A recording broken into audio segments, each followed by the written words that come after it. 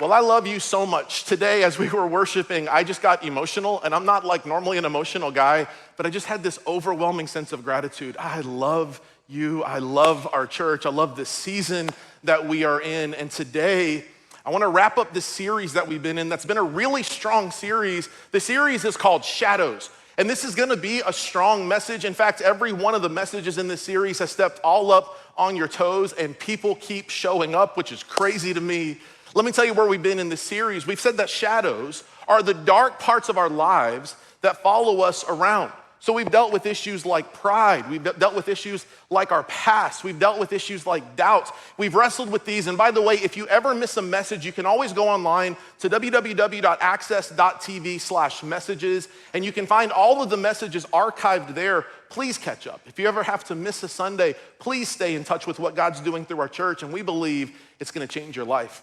To get us started today, I wanna get all up in your business. Have you ever had a moment that, the best way to describe it is this: it was close, but not quite.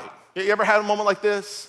Like you made a recipe and you accidentally substituted baking soda for baking powder, and it was like close, but not quite. Let me give you a couple examples. I'm a big fan of AI, like this technology. I think it's cool, I think it's smart, but every once in a while, AI can be a little dumb. Anybody experience this?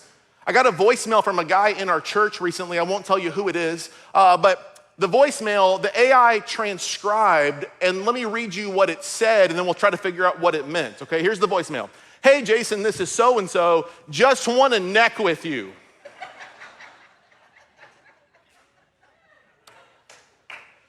For people younger than like 40, neck was the way that people a long time ago used to say make out, okay? Are you with me? And I was like, no, not about that. I think he meant I wanted to connect with you, but whatever, AI let us down is what it is. Close, but not quite, okay? Here's something about me that you may not know. This is probably my superhero power if I had one. Your boy is really good at Wheel of Fortune. Anybody else good at this? And I love it. It's like some super talent. I get it before anybody else gets it. I love the game show. And a few weeks ago, I was watching an episode, and this moment came on, and it was kind of one of those close, but not quite. Check this out. Well, you're gonna get 3 U's. I like to solve the puzzle. Okay, well, let's hear it. Treat yourself a round of sausage. Oh. I'm sorry, that's not it. I think the answer was have yourself a round of applause, and somehow he got treat yourself a round of sausage. All right. Close, but not quite, okay? You ever have a close but not quite kind of moment? One of my fears for you as your pastor is that you will have a close but not quite relationship with God. Close to fulfilling the plan, the purpose, the calling of God on your life, but not quite. You see, here's something I believe about all of us. All of us were created on purpose for a purpose. The book of Ephesians says, before God laid the foundations of the earth, he had you in mind, which means whatever you're facing, whatever challenges you're walking through, God knew the world was gonna need you. And here's what it means. All of us were born with a mission. A mission is the purpose and the direction of our lives. God has a mission for all of us. The problem is, many of us settle for something that I would call not quite the mission. It's close, but not quite. It's what I would call a shadow mission. A shadow mission is allowing our lives to center around something unworthy, dark, or selfish. The shadow mission often feels like the mission of your life, but often it's just like 5 degrees off. It's close, but it's not quite the mission of your life. This is when your wounds and your egos get all mixed up in the mission of your life. And what can happen is you can get just slightly off of the course or the mission for your life and end up in an entirely different life than you were created for. And as your pastor, I want to be as clear as I possibly can. I never want you to settle for the shadows. Never want you to settle for the shadow mission. I want you to live your life on mission. Today, I want to spend all of our time talking through one of my favorite stories in the Bible. It's found in the book of Esther. If you have your Bible, go ahead and pull it out. Turn with me to the book of Esther. And this story is important because it centers around 4 main people. Notice I said people and not characters. Sometimes when we think of characters, we relegate the Bible to like a Disney story. It's not that. These were real people. Here were their names. There was King Xerxes. He was the king of the major empire of the world. A little orphan girl named Esther, her cousin Mordecai, and a man named Haman who was second in command to the king. Now, all of these people were real people. They all had a mission for their life. The problem is, if they're not careful, many of them would settle for the shadow mission. They'd miss it. Now, to show you how real the story is, I love one of the details in the Bible. It's that it often gives us place markers to know what was actually happening in history. The book of Esther starts by telling us where this is happening. It happens in Susa, which was the capital of the Persian Empire. This was about 470 years BC. And what's happening in this moment is the nation of Israel is in exile. It means they're living like in their land, but they have no sovereignty. They're living scattered all across the world. They're literally just kind of on the run for their life and for their freedom. Now, when you understand that, that's the setup for the story. Esther chapter 1, verse 1 starts with this. So these events happened in the days of King Xerxes, who reigned over 120 provinces, stretching from India to Ethiopia. Now leave this up for just a moment for me because I want you to see this. We start by meeting a king, and this king has this massive land to rule. Try to open your mind for a moment and think about the map, like the global map. Imagine Ethiopia, Africa, all the way to India. And in a world where there's no telecommunications, no Twitter, there's no social media, there's no cell phones, there's no text messaging, there's no DMs, there's no iMessage. In that kind of world, the king rules over a massive piece of land. And so the only way to reign over it is to divide it up. So he divides it into 127 little provinces. Now I want you to think about this, and I want you to kind of tuck that number 127 provinces away. Here's why. The king leads this massive amount of land, and if there was anyone who should have clarity on what the mission of their life is, shouldn't it be the king? Like, shouldn't the king's mission be to help people flourish, to help them thrive, for the economy to thrive, for the economy to grow, for people to live in prosperity? That should be the mission of the king. The problem is King Xerxes lives with his shadow mission on his sleeve. What was his shadow mission? He loved to flaunt how powerful, how wealthy, and how strong that he was. Now, a lot of people say that you can take the book of Esther and you can divide it into 10 separate banquets, because from Esther 1 all the way through the end, there's 10 massive banquets. In chapter 1 of Esther, there's 3 banquets alone, and the first 2 happen back to back. The first banquet is 180 days of partying. The king invites everybody of influence and affluence to his place. He pulls out his best china, his best mugs, and he throws a party that was lavish. In fact, the king said, for 180 days, may there be no restraint. Eat whatever you want, drink as much as you can possibly tolerate. It's like on behalf of the king, for 180 days, it's Miller time, baby. Like, have yourself a good time. Aspen, Colorado, where the beer flows like wine. Like that, like have fun, drink, get yourself blitzed, do whatever you want for 180 days. And at the end of the first banquet, he got this idea. He said, I've shown off all of my material wealth, but he says, let me show off my most prized possession. And he calls for his wife. Now we meet his wife. His wife's name is Vashti. And the king calls for Vashti to come, and she stands before him and some of his attendants, and he says, I want you to dance for the people. And Vashti says exactly what you and I would say. After 180 days of you getting sloshed, you expect me to dance for all these people? No chance at all. And when she says no, she unintentionally steps on her husband's shadow mission. Now, all of a sudden, word spreads throughout the country that the most powerful man in the world isn't even the most powerful man in his own home, because his wife said no to him. And this infuriates the king. He doesn't know what to do, and so instead of going and having a conversation with her like a sane person, he does something ridiculous. He goes to the Supreme Court of his country and asks them to vote on what has happened. And in the vote, here is what happened. He said that the Supreme Court said we should send a letter out to the world, and it said this, Esther 1 verse 22, he sent letters out to all parts of the empire, all 127 provinces, to each province in its own script and language, proclaiming that every man should be the ruler of his own home and should do whatever he pleases. All right, men, if you were looking for a life verse, this is not a good one, okay? Ladies, okay. Imagine that tomorrow night you turn on NBC News and Lester Holt comes on and he's the breaking news. The Supreme Court in America has voted that men should be able to do whatever they want and say whatever they want, no matter how the ladies feel. How do you think that would go? It went exactly the same way for King Xerxes, okay? This is how it goes. And he's infuriated by this, and he's so mad, but then a few days pass, and he kind of calms down, and the story goes on in chapter 2. It says, after Xerxes' anger had subsided, he began thinking about Vashti and what she had done and the decree that he had made. So his personal attendants suggested, let's just time out for a second.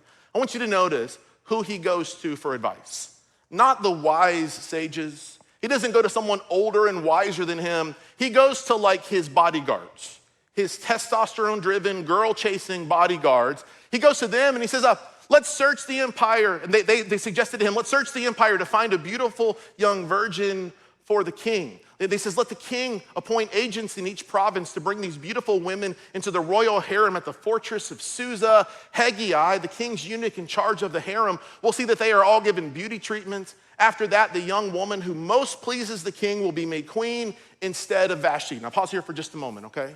His bodyguards, his attendants say, here's what we should do. Your girl, she was wrong. She shouldn't have done that to you. So what we're gonna do is we're gonna excommunicate her, and we're gonna have a beauty pageant where we get the most beautiful girls from the whole Persian Empire. We're gonna bring them here, and we're gonna let you choose the one you want. How do you think King Xerxes felt about this? Next verse says, this advice was very appealing to the king, so he put the plan into effect.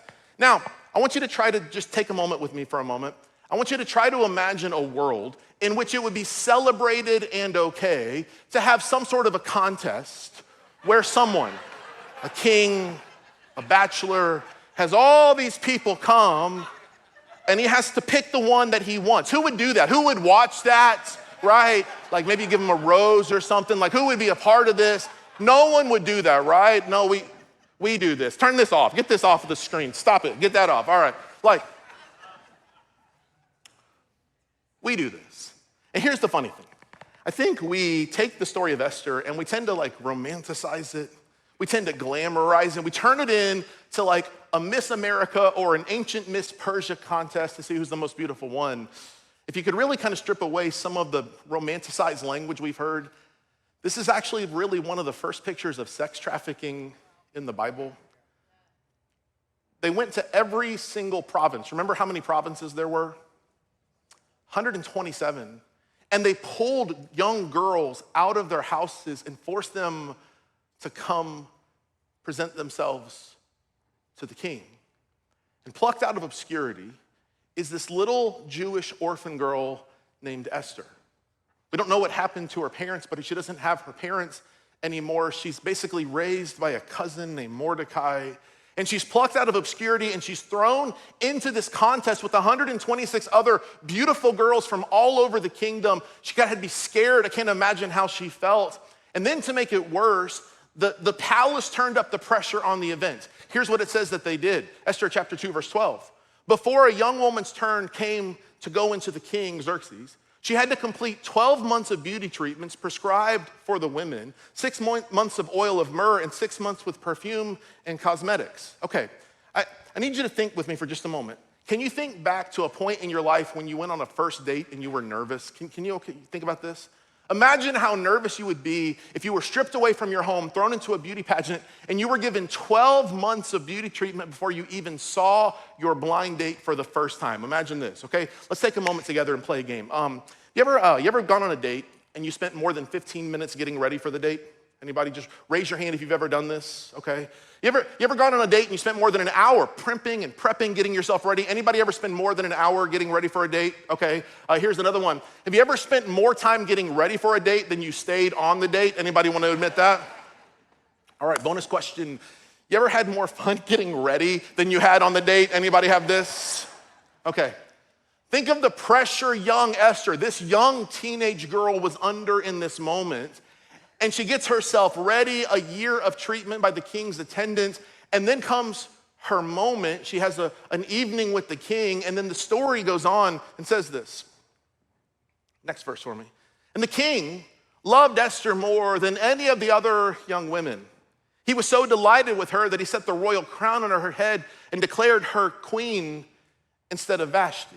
Now, the story goes on. It says, to celebrate the occasion, he gave a great banquet, another of the 10 banquets in Esther's honor for all of his nobles and officials, declaring a public holiday for the provinces and giving generous gifts to everyone. He picks this girl, she is his queen, he's in love with her. And if you're reading the story for the first time, Esther chapter 1 and 2 is all about this story of him picking her. But then we get to Esther chapter 3, and there's this really awkward moment. All of a sudden, it's like there's all gas, no brakes. The story takes this hard turn to the right, and we meet Mordecai.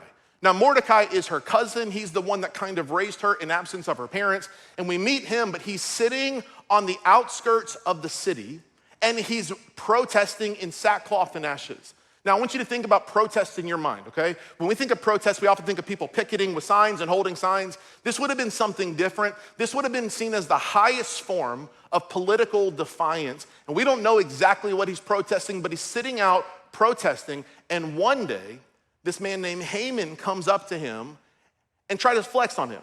Now, Haman was the second in command to King Xerxes, the second most powerful man in the whole world. But I want you to remember this. Everybody has a mission and everybody has a shadow mission. Haman's shadow mission was power. He was one of the most powerful men in the known world, but it wasn't ever quite enough. And there's this day when Haman sees Mordecai sitting on the outskirts of the city, protesting whatever he's protesting, and he says to Mordecai, "You must bow to me." Mordecai refuses to bow in open defiance. And it wasn't enough for Haman to just have Mordecai put to death. He said something has to be done. Well, he finds out that Mordecai was actually a Jewish man. So he says, what I'm gonna do is something so much worse than this. And he goes to the king, King Xerxes, and he says, "King, look, this is crazy. There is this group of people out there that want nothing to do with you. They want you to be put to death. They don't want you to be king anymore. They are the Jews. We need to do something about them. We need to eradicate them. We need to wipe them off the face of the earth." And because of the king's shadow mission, he says, "Well, fine, whatever you want." And he puts his royal stamp on it, issuing a royal decree. And all of a sudden, word goes out that there's going to be a genocide of all of the Jews. Now try to put yourself in the story. Again, pretend it's tomorrow night. And you turn on NBC News or whatever news channel you watch, and the host comes on and he says, "Breaking news, there's been a decree issued, and everybody in your circle of life is going to be put to death." Whether that's based on your religious beliefs, your social status, who you voted for, the color of your skin, your education status, like you pick whatever layer you want, and imagine that the government comes out and says, "We're gonna put to death every single one of those people." Well, word goes out to the whole nation that all Jews are to be put to death. And then here's where the story picks up. Esther chapter 3, verse 15. It says, "The couriers went out, spurred on by the king's command, and the edict was issued in the citadel of Susa. The king and Haman sat down to drink." So like they're just having a drink after this word goes out. It says, "But the city of Susa was bewildered." Have you ever had a moment in your life when something so traumatic happened that you hear that high-pitched ringing sound in your ears? You ever had that? Now imagine every Jewish person, every mom pulling her little girl in, every dad looking in the eyes of his boys and realizing that they were all going to be put to death. This is the story of Esther. Well, Mordecai hears this and he says something has to be done about it, and it dawns upon him that his cousin Esther is now the queen of the nation and she too is Jewish. And so he has this idea. He says, I got to get the word to her so she can put a stop to this. Maybe the king doesn't even know that his own very wife is one of the Jews who would be put to death. So he sends a letter to Esther and he says, "You got to do something about it. You got to do something about it." And here's her response. Esther chapter 4, verse 11. She said, "All the king's officials and all the people of the royal provinces know that for any man or woman who approaches the king in the inner court without being summoned, the king has but one law. If you go in without permission, here's the law, that they be put to death unless the king extends the golden scepter to them and spares their lives." And then she drops this bombshell. She says, "But 30 days have passed since I was called to go to the king." Pause here for just a moment. She writes him back and she's like, "Look, I know why I'm here. I have no power. I have no authority. I'm nothing but a trophy wife." And in this moment, she reveals her shadow mission. That she thinks she's nothing more than a beauty queen. She thinks she's just one that was picked because of her looks or whatever her charm is. And she reveals her shadow mission.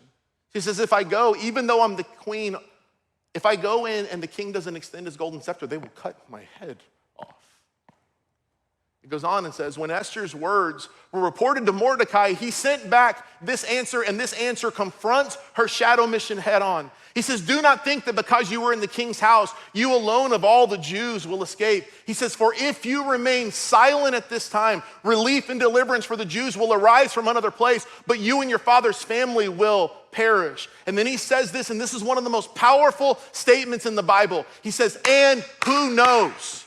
You have no idea, who knows, but that you have come to your royal position for such a time as this. Like, you may not understand why you're here. You may not understand why you got snatched from your home. You may not understand why God put you in this position, but he had a purpose the whole time.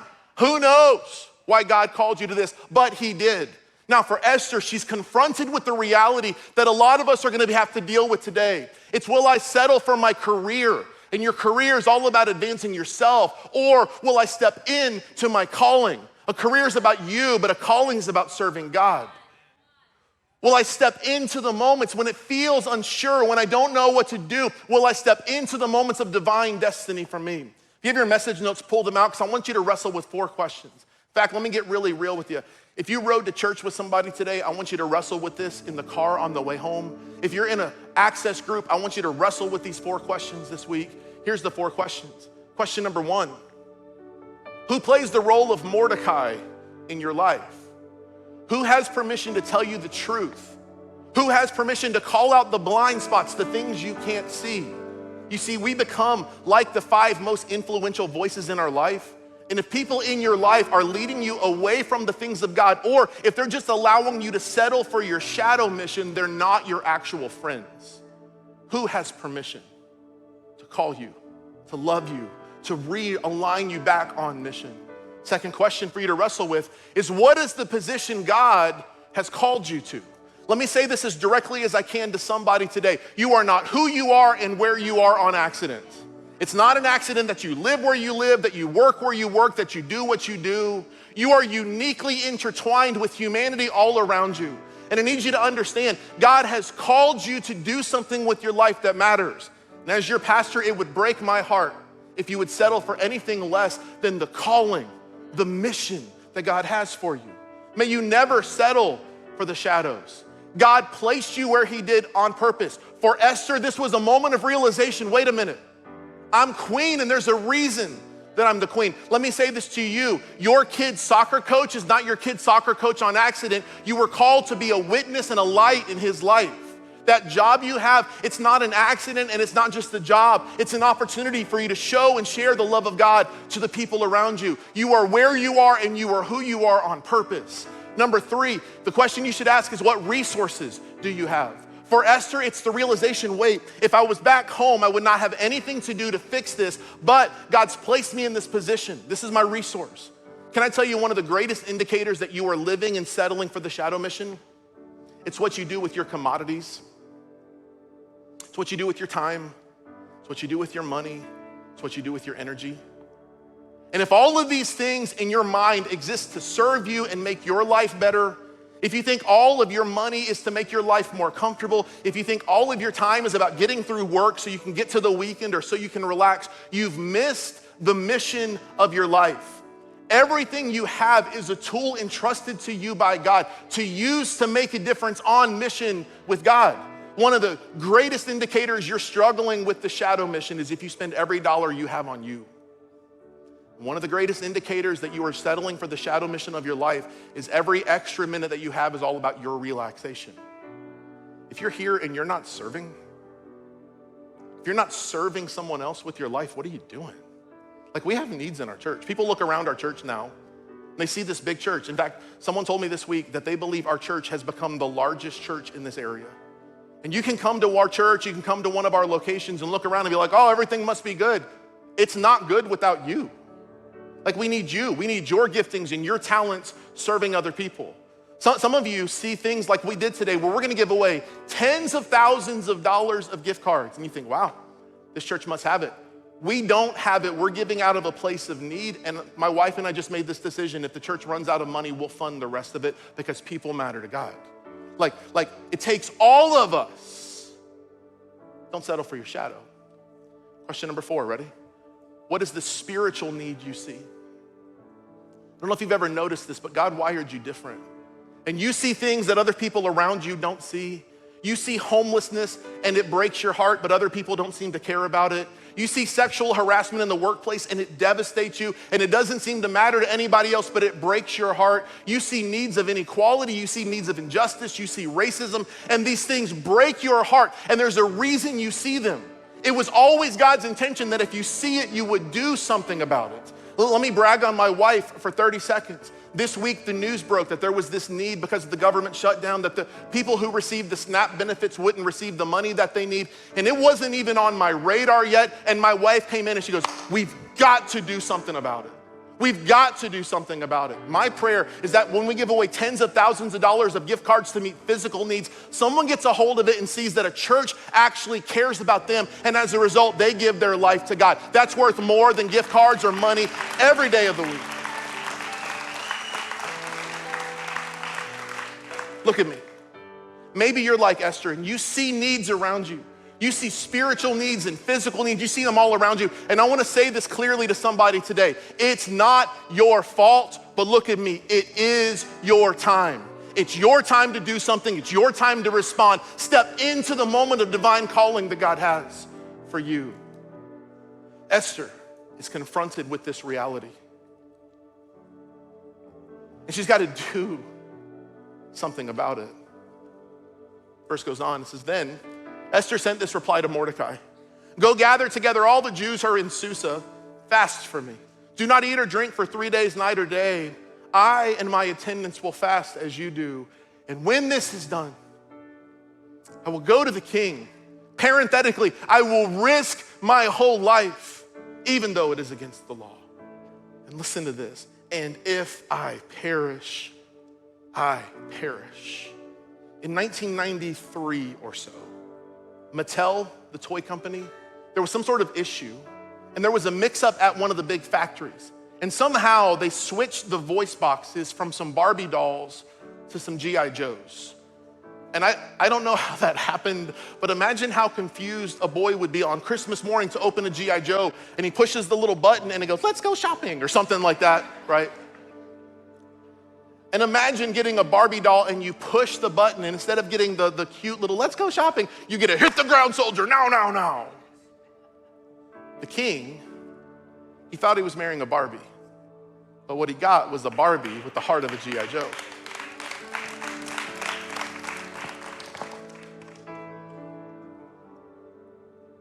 Let me take a moment and go off course for just a second. If you are here and you are a woman, and you have allowed the pressure of society, if you have allowed the voice of others to silence your voice because you're a woman, cut it out. The world needs you. God needs you.